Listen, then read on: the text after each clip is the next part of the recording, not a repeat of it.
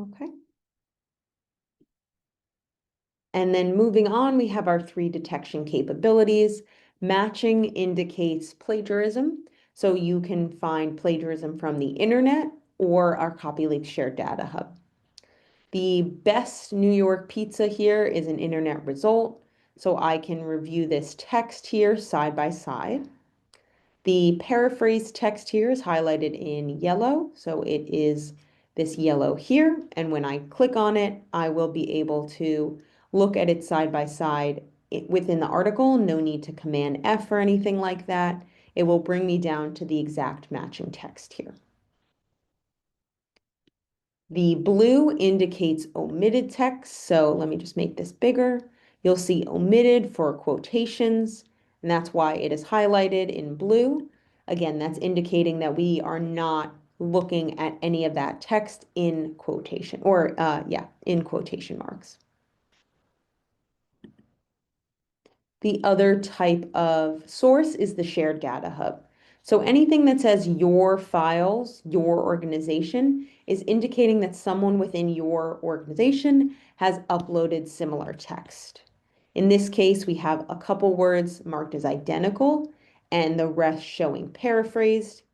It will give you some helpful tags up here. For this one, it was uploaded on April 29th, and it is indicating that it's from your school. If it is uploaded by a student, most likely you'll have even more tags here, letting you know the student's name, the course, and the assignment. So if you're only getting a tag like this, it might mean that a instructor uploaded it, and that's why there's no student information. But you will receive student information if it's uploaded under an assignment, which is really helpful. So this one here is indicated as dark red and shows the identical text. The paraphrase text is highlighted in yellow here. If it's uploaded by another user outside of your organization, so it's not under your files, it will look a little different. So we won't be able to show you all of the text or who uploaded it if it's not from your organization. Now you can understand that is a confidentiality issue. We don't want to show students work that is not uploaded by a peer, and we can't show you any original text. So if it's being highlighted like this one, there's only a few words that have been highlighted. All this text here will be grayed out and not available for you. So I might have another result here that has an example of that, but we'll keep going through this report here, and then we'll come back to that as an example. The AI source match relates to the AI content score. So I'm going to click on the AI content score, and then we'll go back to the AI source match. So in this instance, we found that 100% of this text is AI generated. We have our AI logic here, which gives you the why behind that AI detection.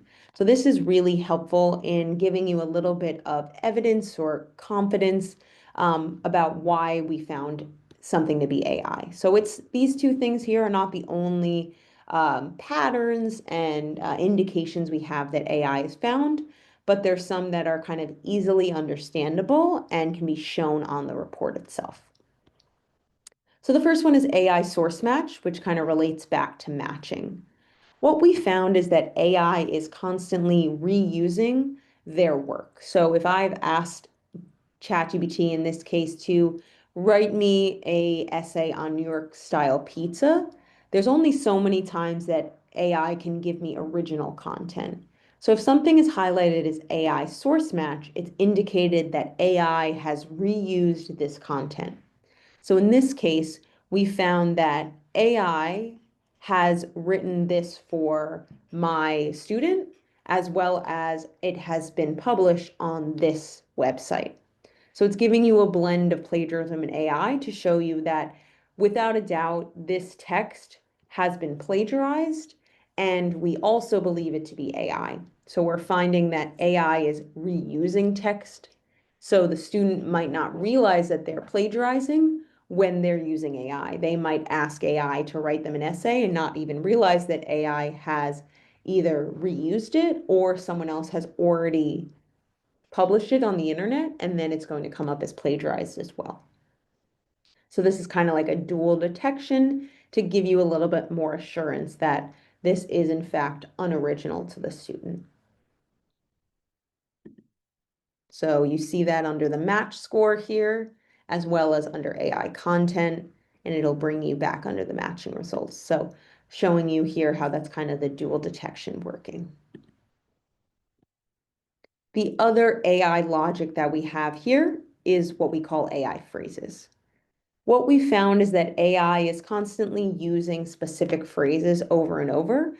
And when we compare that to human writing, we're finding those phrases being used a lot more in AI writing compared to human. So the ratio we're giving you here in these AI phrases is indicating how many times on average AI would use the phrase compared to humans. So the darker the color, the higher the ratio. So this one is the one of the highest for this result. Local tastes and available ingredients have been found 3 out of 1 million AI documents. And when we compare that to our human data set, it's only been found 0.01 times out of a million. So that's why we give you the 304 times. So we found this phrase 304 times more in our AI data set versus our human data set. So some of these ratios aren't as high, so you might want to, take that into account. But what we're finding is a correlation here that this student's work is using many AI phrases. And it's just one of the reasons that we do believe AI is present here. All right.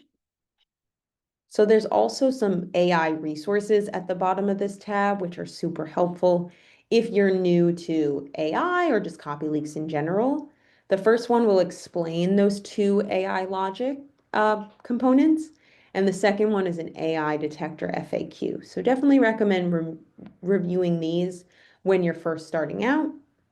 And then we have some other general tags here, along with a information tab regarding Grammarly and how that is going to flag as AI.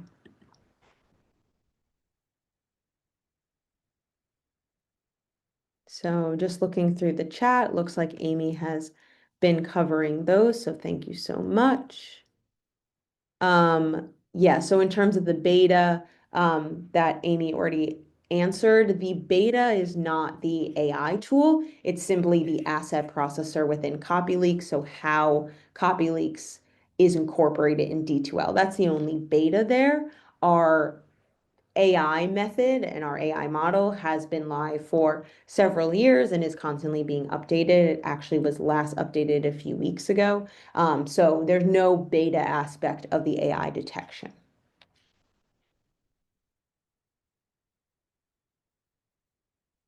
Okay.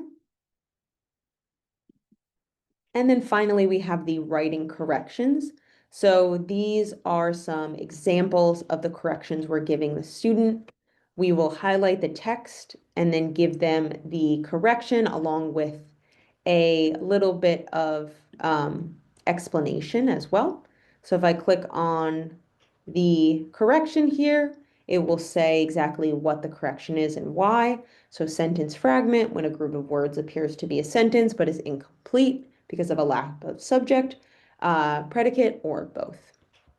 So it gives the students a little bit of information about why we're highlighting something. The student can make another submission and change these corrections, but they won't be able to edit this report. So you'll want to allow multiple submissions so the student can review the report and then resubmit. If they resubmit, there's no worry about a match text score going up or self-plagiarism because it's all under one assignment. So again, that's why I recommend allowing multiple submissions under the same assignment so they can review their corrections, make any changes they need, and not have to worry about being flagged for self-plagiarism.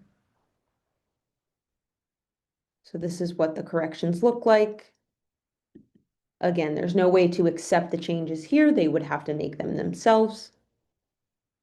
And if you're interested in what the student view looks like, it is very similar to this. All three of these will look the same unless you've added on some additional settings like locking internal database results, for example, or not allowing them to see parts of these reports.